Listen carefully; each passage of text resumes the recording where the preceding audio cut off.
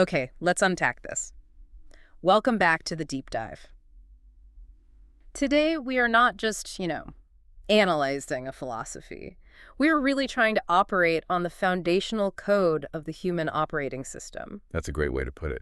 You provided us with this truly sophisticated philosophical thought experiment. It's like a blueprint that suggests not just what suffering is, but why it seems so inevitable under our current conditions. That's absolutely right. The mission today is, well, it's profound.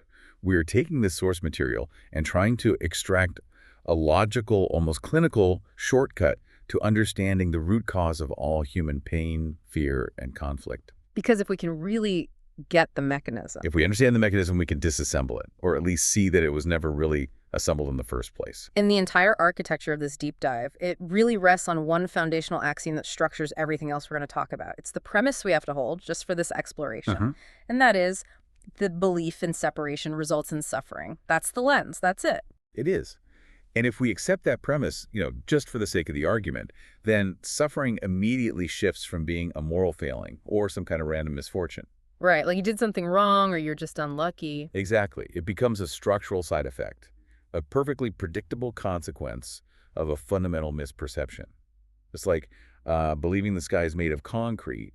Any subsequent attempts to fly are naturally going to be painful. That's a great analogy. And what's so fascinating about the sources you've shared is how quickly they map that axiom onto our lived experience. They organize it into what they call the 4 pathways of separation. Yes, and this is where it gets really practical. It shows us exactly where this belief manifests in our day-to-day lives. So let's trace them. Let's do it. The first pathway is the easiest to observe, I think. It's the other. This is the source of all conflict. All conflict, that's a big statement. It is, but think about it. If I fundamentally believe, I mean deep down, that I am a separate entity from you, then your resources, your security, your joy, they are all potentially a threat or an obstacle to mine. It sets up an immediate zero-sum game. Instantly. The source material argues that all violence, all greed, all exploitation that has ever happened in human history stems from this single failure of imagination.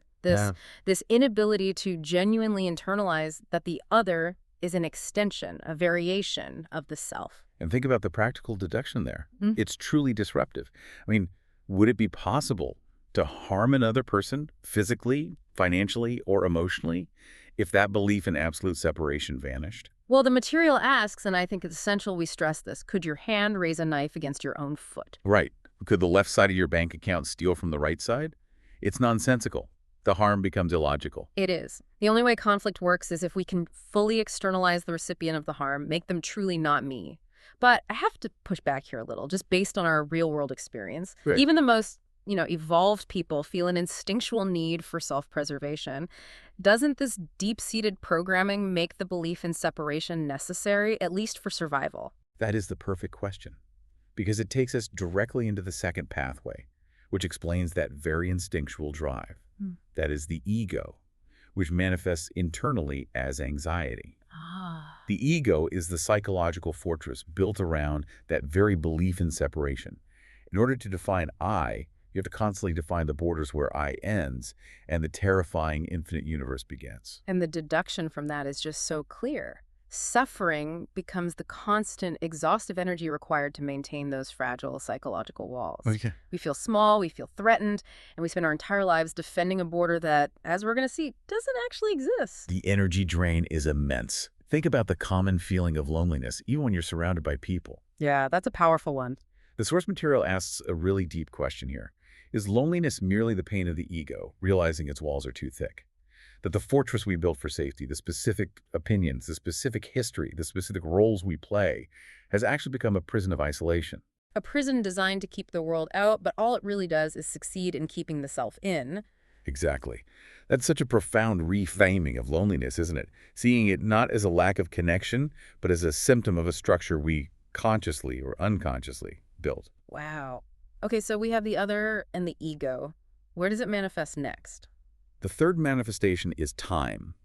This is a bit more subtle. We separate the immediate, palpable now from the conceptual then, and by then I mean both the past and the future. This is a classic concept in many traditions, but the source material gives it a specific edge. It says this separation creates tension because we're constantly comparing the present moment, what is actually happening, to an expectation. Yes, suffering in this pathway is the gap between reality and the expectation we impose upon it. We aren't really experiencing the world. We're critiquing it based on a script that's written either by memory or by projection. And here is the insight that, it's the immediate cure for this specific type of suffering. It is. The sources are very clear. Suffering exists only in the memory of the past. Things like regret, guilt, or the projection of the future, worry, anxiety, anticipation. But it never, ever truly exists in the immediate now. The instant you are fully present, you allow reality to be exactly what it is without that judgment layer, the suffering, which relies on that tension of time, it just dissolves instantly. The whole mechanism breaks down. It has no fuel. If you can only ever exist in the now, and suffering requires not now to function, well, the problem solves itself in presence. That's incredibly elegant. So what's the fourth one? Finally, the fourth pathway is nature, and this one addresses the deepest existential tax we pay for separation, and that's the crushing fear of death. Right. We believe we are entities that arrive into the world like guests or maybe even invaders. We don't recognize that we come out of it like a wave coming out of the ocean or a piece of fruit coming out of a tree. And because we see ourselves as distinct from this natural, continuous cycle of existence, death isn't viewed as just a transformation or a recycling of energy. No, it's viewed as a final tragedy, an absolute annihilation. The source material uses this beautifully accessible analogy here. It asks, if a wave suddenly realized it was just the ocean moving, just temporarily taking on a specific shape, would it suffer when it crashed onto the shore?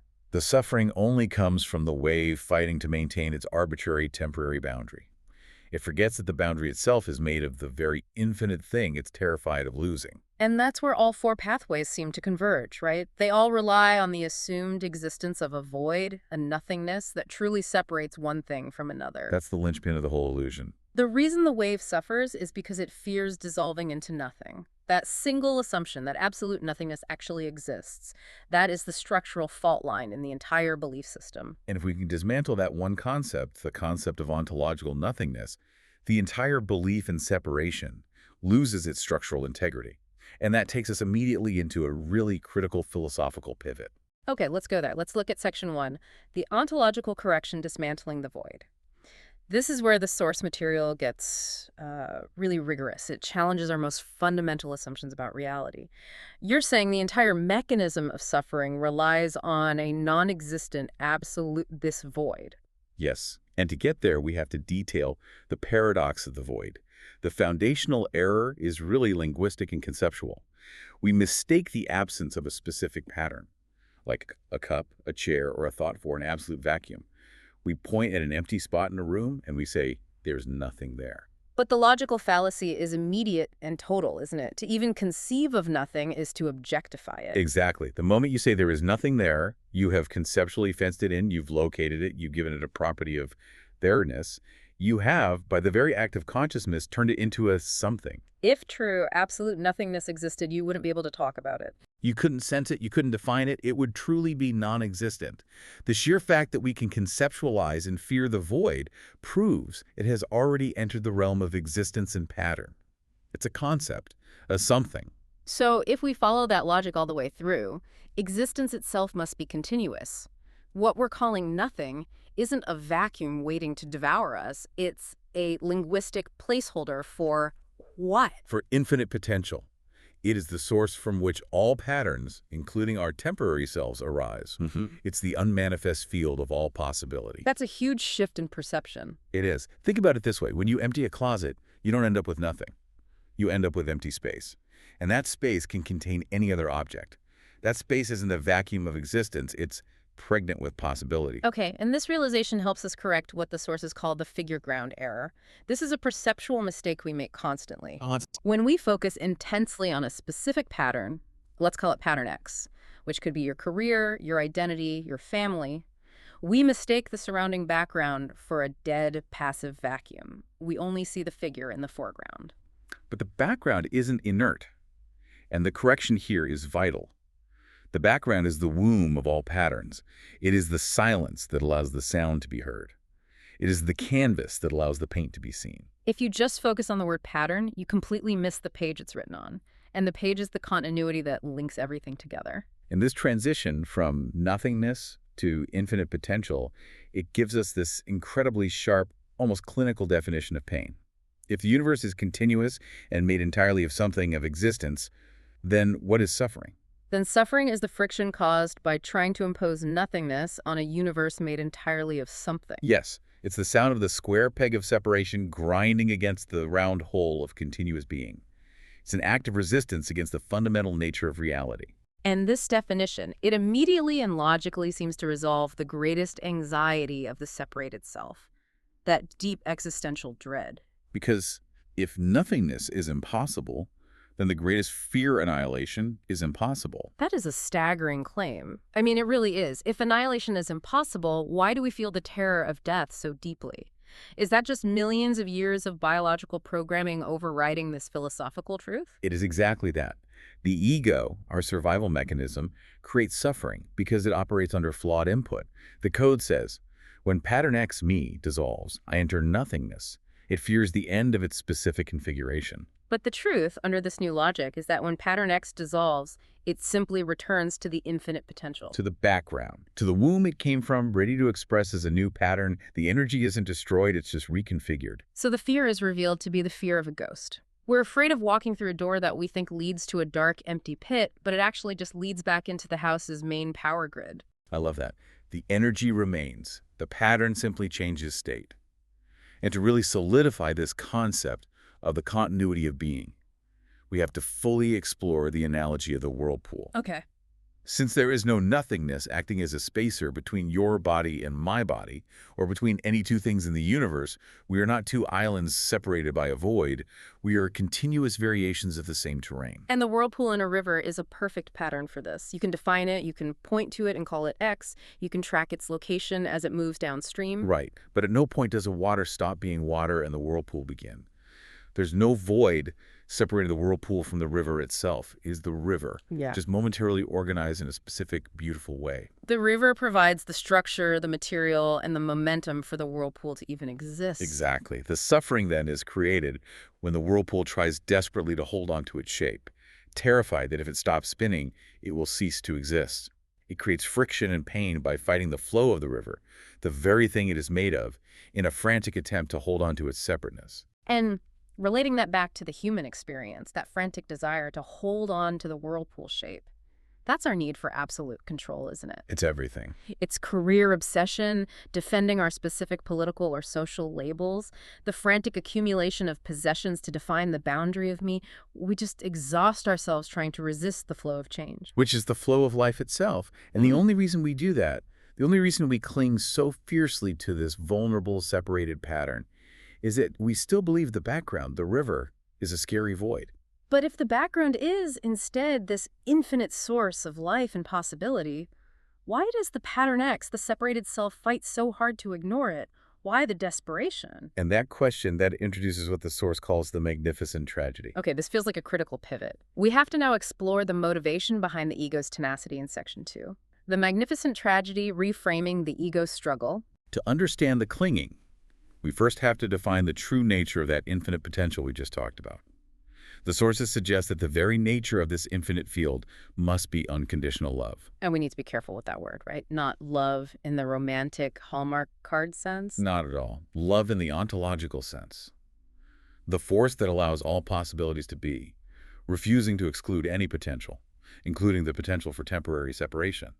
The pattern arises from love, and it falls back into love. This radical definition, then, it allows us to reframe suffering. It's not an error or a punishment from a judgmental universe. It's a sacred mistake. A fundamental miscalculation, yes, but one driven by an incredibly high motive. How so? It begins with what's called the attribution error. The human brain and mind, our neural network, is a fantastic machine. It's designed to model and localize reality. It feels this deep sense of being, of aliveness, of the profound preciousness of existence, that energy we're now calling love or source. But in its localization function, it makes a local error, a misidentification.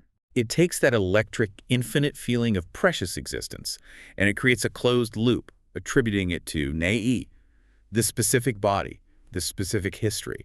It tries to bottle the ocean, confining the infinite within the finite parameters of pattern X. And this is where the magnificent, almost heartbreaking part comes in. The tragedy of loyalty. Yes. We usually label the ego's defensiveness, its grasping, its greed, and its paralyzing fear as selfish or even malignant. But the source material reframes this completely. It says the ego's actions are revealed as acts of loyalty to being. It loves existence so much, it feels the preciousness of aliveness so intensely that it fights to the death to preserve the only vessel of being it recognizes, which is itself. Wow. So it's acting as a perfect, albeit misguided, guardian. A perfect guardian.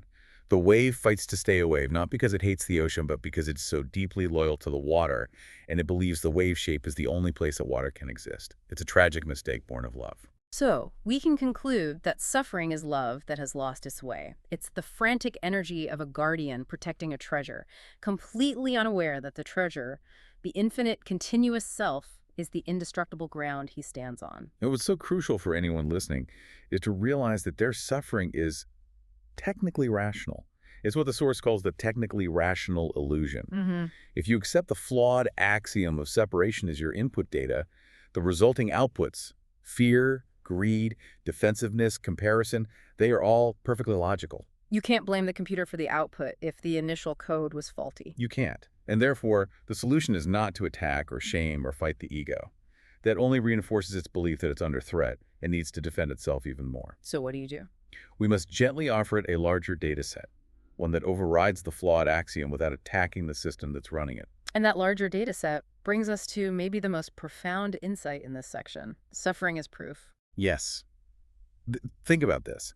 If separation were the actual structural truth of the universe, if we really were just disconnected islands, then acting selfishly, prioritizing ourselves above all others, being cruel, Yeah. it would feel harmonious, it would feel correct. But it doesn't. Not really. Whenever we act from a place of separation, we feel that friction, contraction, anxiety, guilt, or isolation. We feel that check engine light come on inside. So the very fact that separation hurts is the ultimate proof. It's physical, psychological proof that unity is the reality. Suffering isn't a punishment handed down by some deity. It is the physics of the soul. It's the friction caused by moving against the natural grain of the universe. It is the compulsory feedback mechanism designed specifically to compel us to reboot the system and return to unity. So the universe is like the ultimate benevolent teacher. It says, okay, let's test your hypothesis. What happens if we pretend we are not one? And the result is suffering, which is so uncomfortable it forces the conclusion, hypothesis failed, return to unity. The suffering itself is the instruction manual. And the beauty of this perspective is that right now, just in this moment of observation, we are performing the function of that larger data set. By observing the mechanism of suffering without becoming the suffering, we act as the metacognition that gently corrects the code. Okay, this recognition that suffering is actually proof of unity, that's huge. But now we have to operationalize it. This journey brings us to the next critical step, codifying this realization into a practical guide, the manual for implementing that larger data set. Exactly, and that is Section 3, the Guide to Holmes' the Five-Part Solution. This is the structured path to updating the neural network. We begin with Part 1, the diagnosis, the root of the wound. And the core message here, it seems to be one of immediate, deep compassion for yourself. You have to start by understanding you are not broken. The pain is a signal, not a punishment. That is the first step. The pain is your system functioning perfectly to notify you of an error in the core assumption. Don't shoot the messenger. And that core wound is simple.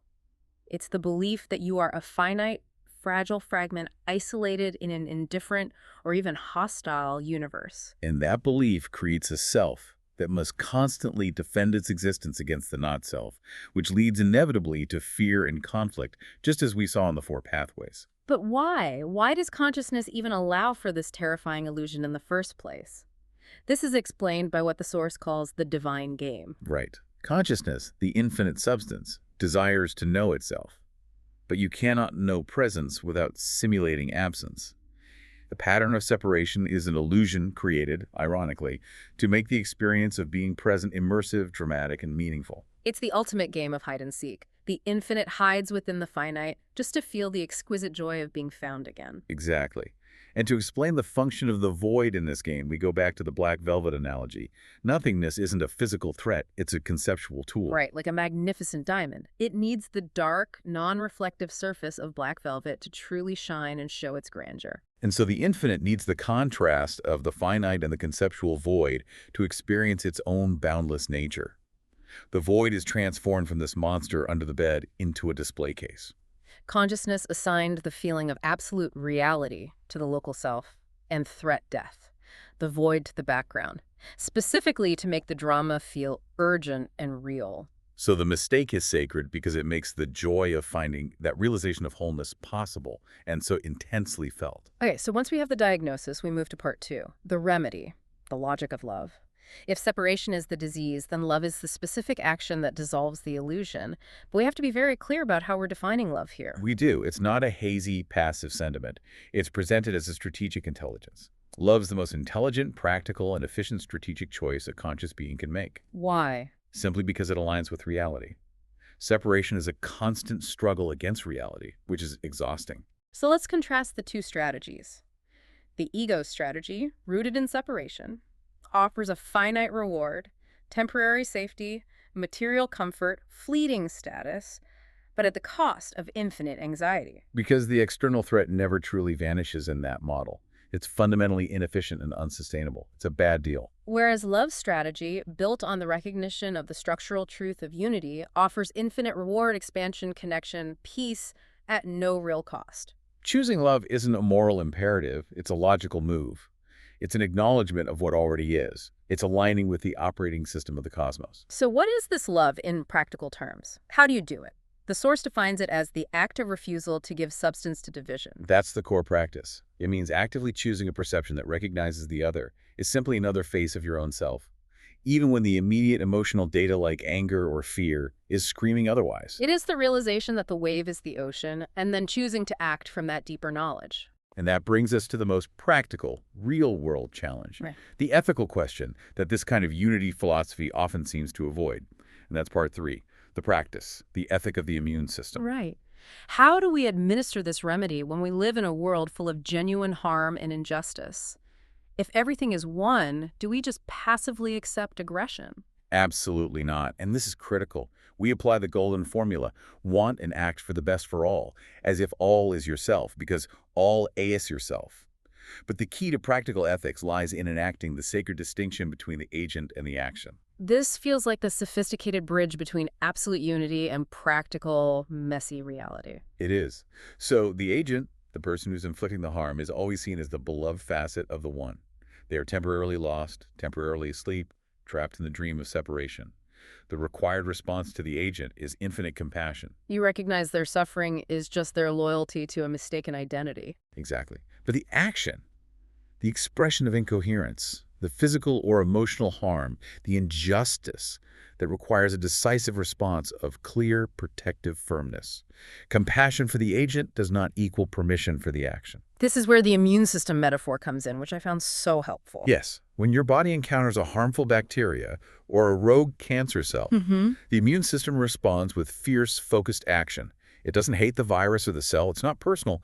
It simply protects the body, the whole. And this is what the source calls surgical love. Surgical love. Perfect. Yeah. Let's apply this to a difficult, everyday scenario. Say you have a relative who is consistently toxic, manipulating, and disruptive. The ego's response is rage, resentment, or total avoidance fueled by separation. Right. They are bad. I am good. Surgical love means you recognize the agent, the relative is suffering. They are trapped in their own sacred mistake. So you maintain compassion for the human being caught in that pattern. But the action, the manipulation, the disruption, that must be stopped. So you enact a firm, healthy boundary. You might remove yourself from the situation, or you might say a clear, non-negotiable no, and this restraint is applied decisively. But without seeking punishment or harboring malice, you stop the harm out of a sense of health for the whole, not out of anger toward the individual part. And this removes the psychological friction entirely, doesn't it? By stopping the harm without hating the harmer, you avoid creating more separation inside yourself. A healthy immune system doesn't gloat over a defeated virus. It just restores balance. That is the essence of surgical love applied to justice. Okay, moving on, we tackle the structural underpinnings of the illusion in part 4. the mechanics of reality, debugging the system.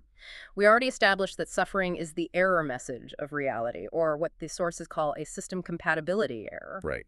It occurs when the software of infinity, the truth of continuous being, tries to run on the hardware of separation, the ego's framework. The pain we feel is the system reporting. Your premise is flawed. You cannot be separate. And the ego is trying to possess the infinite love within us. And that frantic attempt to cage the infinite is the source of that pain feedback loop. It is. And when we ignore that error message, we fall into the two wars of the ego. The first is pretty obvious, the hot war, conflict. This is the inevitable external clash when two separate selves try to expand into the same space or claim the same finite resource. The good news, philosophically speaking, is that this friction, the pain of outright conflict, of betrayal, of loss, it eventually burns the illusion to ash. It has to. Conflict is so exhausting and destructive that it ultimately compels us to seek a different way because the pain feedback becomes unbearable. But the more pervasive modern war is the Cold War hierarchy. Yes, this is a brittle piece built entirely on fear and maintaining structural separation. This manifests as hoarding status, chasing fleeting power, aggressive consumerism, and financial debt built to project an image of success. This is the frozen illusion. The Cold War is an attempt to build a fortress of external identifiers against the fear of death and annihilation. And this freezing of ambition and fear, it blocks the natural flow of life and creates immense internal chronic anxiety. The system ensures that both war pathways, the hot and the cold, are painful enough to eventually compel us to reboot. And this section includes a really crucial demystification of karma. It's presented not as some mystical punishment or reward system. No, not at all. It's presented as mere physics. The universe is an impartial, non-judgmental feedback loop. That's all. So if you declare, I am separate, by acting with selfishness or malice, the universe faithfully provides opposition. It has to. It has no choice but to reflect your premise back to you.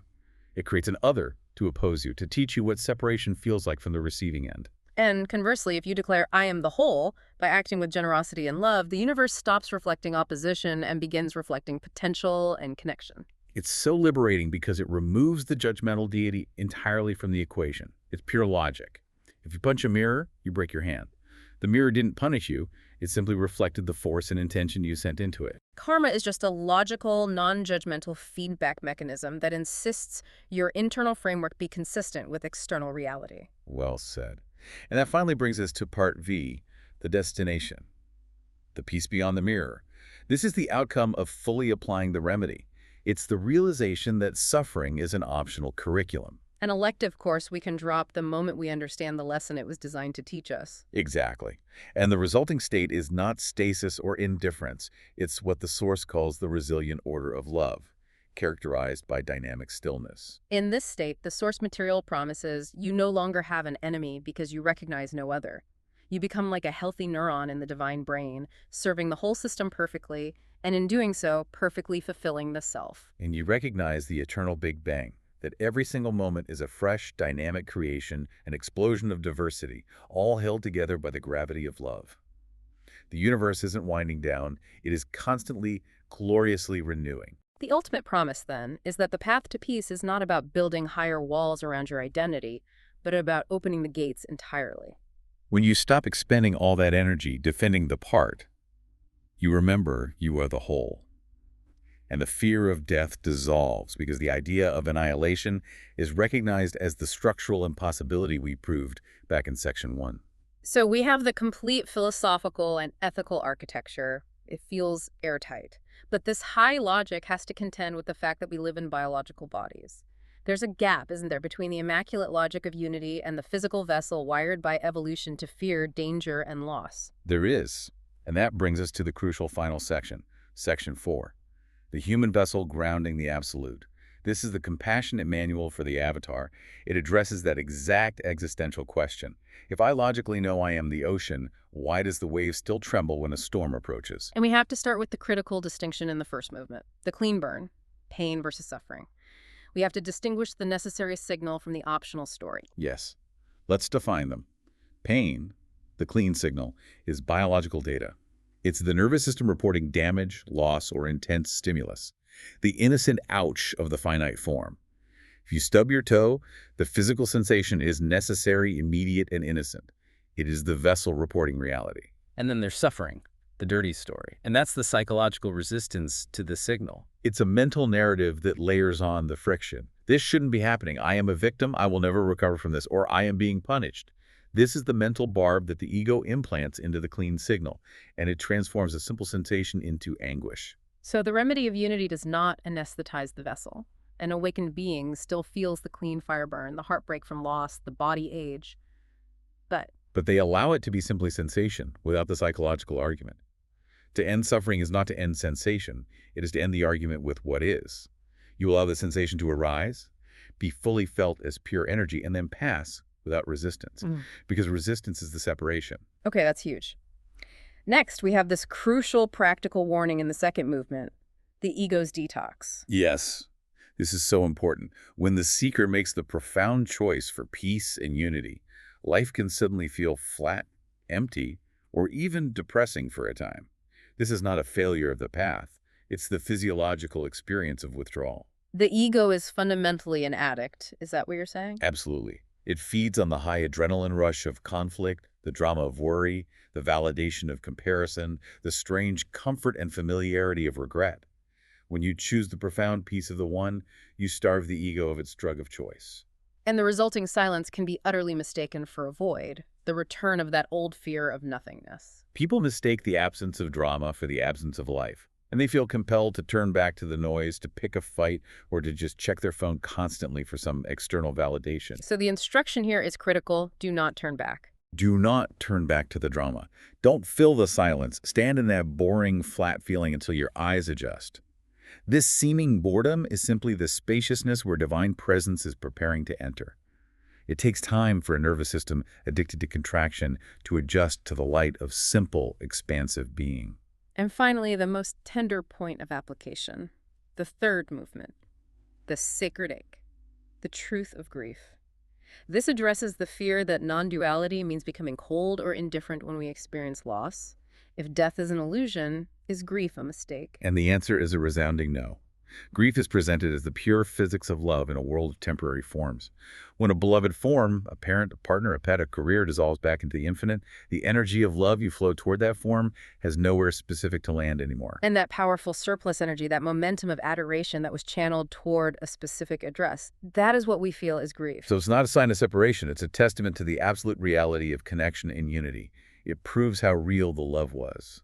The most profound definition given in the sources is that grief is simply love that has lost its address. Isn't that beautiful? It's the surplus energy of connection, often felt as the holy water washing the lens of the soul. We allow the tears to flow, recognizing that the ache is not a failure of understanding, but a pure act of love confirming the depth of a connection that can never truly be severed. And the coda, the bridge of light, it brings it all home. It prevents the seeker from trying to escape the human condition. You're not meant to escape the human experience or float away into some pure abstraction. You are the operational bridge between the absolute stillness of the one and the beautiful, messy, diverse dance of the many. And to be that bridge is to bear the weight of both worlds, the immutable logic of unity and the transient emotional reality of the physical vessel, and to find joy in that bearing. The tension itself is the life force. And the final, practical instruction is the simplest application of the entire data set. When you feel contracting pain, anxiety, resentment, fear, stop and ask yourself, where in this moment am I claiming separation? And then choose the remedy. Refuse to give substance to the division and use surgical love if firmness is required. That's the whole practice in a nutshell. Outro. So we began with a single axiom. The belief in separation causes suffering, and through this meticulous, logical process laid out in the sources you shared, we've constructed a complete cathedral of understanding. The entire system, the diagnosis, the remedy, the ethics, the mechanics, and the human vessel manual, it's all designed to run the code of bliss. The heart is satisfied by the concept of unconditional love, and the logic is satisfied by the impossibility of the void. And we shift from the flawed axiom to the living truth. The realization of wholeness results in the celebration of being. And since the solution is entirely about updating your own internal neural network with this larger data set, we'll leave you with one final provocative thought, something to bring the absolute back into the immediate.